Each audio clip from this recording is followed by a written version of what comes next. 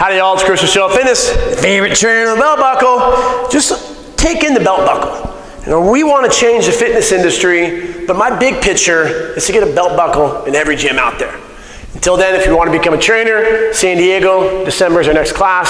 Los Angeles, early 2020. It's where great trainers are made. How can you expect to learn all this through a textbook like NASM or ISSA or ACE or whatever 200 textbooks are out there, associations? You got to learn by watching people move and then helping them get their goals, and that's what you get out of Show Up Fitness. So we're going to show you 4 exercises today, body weight, that everyone should be doing. The first one is going to be a jump. I am a huge proponent of jumping. I have a track background. I helped coach track in high school. I'm a certified strength conditioning specialist via the NSCA as a strength coach. I think jumping is underrated but over-implemented. The general population shouldn't be jumping. Your mom, your dad, your aunt, your uncle, probably you shouldn't be jumping. You got to be strong before you can start jumping. So after a month of squatting, hip thrusting, and doing some light drills, and a light drill would be like this. Get you in the power position. So if I want to lift up something heavy, this is your strength position, nice and wide. You're going to pick up a big rock. This is your power position. If I want to dunk on someone, you come in nice and close. And the test I'll do on my clients, because they'll ask you, where should my feet be? So try to touch that. They'll look up, and they'll naturally just bring their feet right under their body. This is your ASIS, anterior superior iliac spine. I want your toes right under that. Then what we're going to do, and this is the prerequisite to start jumping. So with beginning clients, I will do this. I will load the hands back. Nothing pisses me off more than the Instagram. It's generally girls who jump like this. This is the dumbest exercise movement in the world. I won't get started. Okay, so we're going to have our feet under our ASIS. We load back, and then you just jump up. Load. I will teach beginners how to do this. I tell them to clear a penny. We just want to learn the mechanics. Your knees tracking through your toes.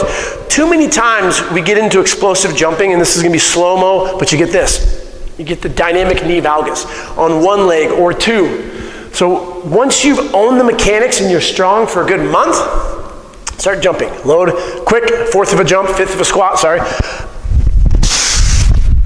Notice how I landed and my knees went through my toes. Absorb the shock.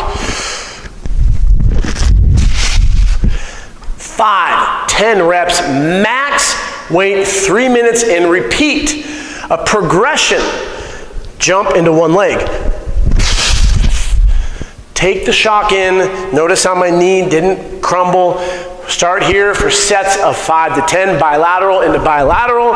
Do that maybe 2 to 3 times a week. Progress into the bilateral into unilateral. Number 2, Nordics. Hamstring strength is very important. A partner sometimes helps. If you don't have a rack like this, you have to jerry-rig something up. I gotta admit, I'm super jealous of those that can come up concentrically. For myself, this is eccentric control of the hamstrings. I cannot come up concentrically. I'm not strong enough. Control it as much as you can, and then you come down. This is not a beginning exercise. Don't just start doing these if you don't have a basis for strength. Eccentric causes a lot of damage. 3 sets, 3 to 5 repetitions.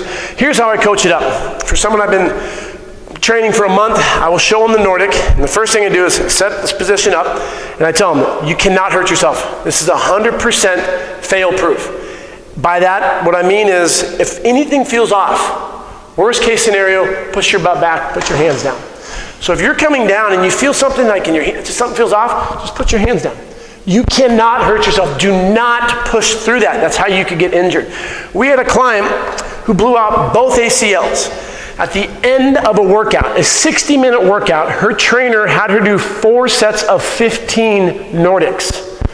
That trainer should go to prison, because that is stupid. Who in their right mind would ever program that? And it was for general population.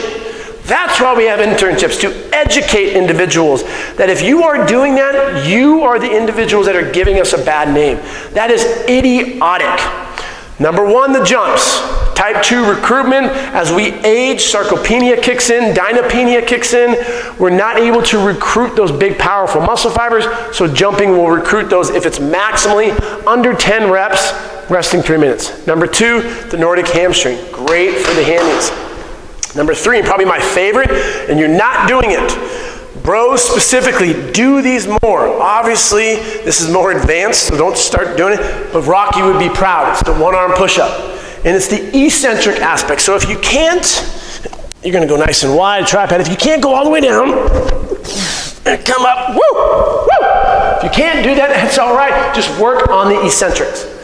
So what you're gonna do is you're gonna go, normally you set up for a push-up, I'll face the camera, and hopefully the camera's in the right position, but my hands will be right under my shoulders, slightly outside. So when you do a one-arm eccentric, you're gonna go nice and wide in your feet, your hand's gonna go in the middle, other hand behind your body. And what you're gonna do is you're just gonna control the descent all the way down. Control, control, control, control, control, and then come up. However you can, get up, worm your way up. 3 to 5 repetitions, do both sides, nice and controlled, and then just get back up.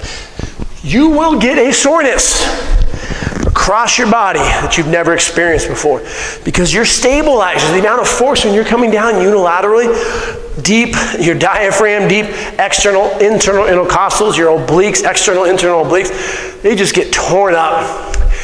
Do 2-3 sets, 2 to 5 reps. Do not do a single arm eccentric if you cannot do at least 20 regular push-ups. I repeat, do not do a eccentric one-arm push-up if you cannot do 20 push-ups. All right? That's our third one. Working out the chest, working out anterior deltoid, your core. Last but not least, and probably my favorite, handstands. We should be doing more of these. Handstands are awesome. Kick your feet up there. Woo! Belt buckle showing. Down and up. All the way up. Down and up. And then fall down. If you cannot do that, which a lot of people can, which is fine, you can start with a pike. On your knees. Come down here. Option 1, a progression would be to your toes. Progress to a bench, and then learn to teach the shoulders how to handle your body weight. So get into a push-up position right off the wall, and then just walk up. This is slippery too. Walk up it, and then hold, and then walk back out. Put a pillow down, put an Eric's pad. You may get a little dizzy, but we got to challenge ourselves to be better. I do not see people doing proper pull-ups, push-ups, who never see the handstands. In CrossFit, they're terrible because they get the crazy kip. So these are 4 great exercises I think everyone should be challenging themselves to try to do. And if you can't do them, regress. So it's like, you should be able to run a 6-minute mile. If you can't, are you not going to do it? No, try. You run a 10-minute mile. Cool, awesome, great job, you completed it. Now aim for 9:30, then go to 9, then go to 8. You will get there. If you cannot do a push-up, don't get discouraged. Oh, I can never do a one-arm push-up. Why not? I try at least 2 times a week to do the concentric Nordics. It's so hard. I get, I'll let you see real quick. So here's what it looks like for me failing. Doesn't mean I'm going to give up though. But once a week, this is my second time. It's going to be terrible. Come down. That's the easy part. Here we go. Not even close. Big fail, right? I'm a failure, not even close. That's the great thing about resistance training and working out. You're competing against yourself. Find things that you are great at, but also that you suck at, and try to get better at them. 4 bodyweight exercises I think everyone should try or inspire to do. Jumping, Nordics, eccentric one-arm push-ups, and handstand push-ups. Have a great day, y'all. Make sure to follow us on Instagram and YouTube. Belt buckle dance. Belt buckle in every gym soon.